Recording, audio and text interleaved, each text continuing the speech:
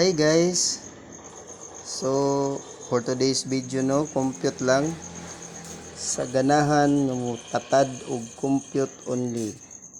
So based sa result sa April 24 trifle 7, ang next sa yung trifle 7 guys is 882.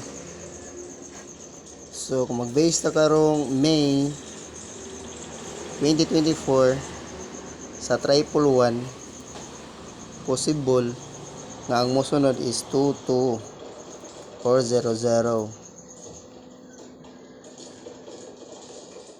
226 og 006. So mo na siya ipatdan karon guys.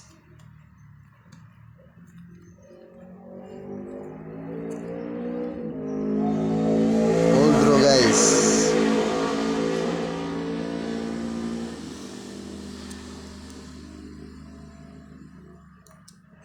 Dili ni siya sure ha,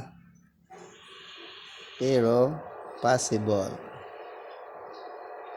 Try lang ta guys.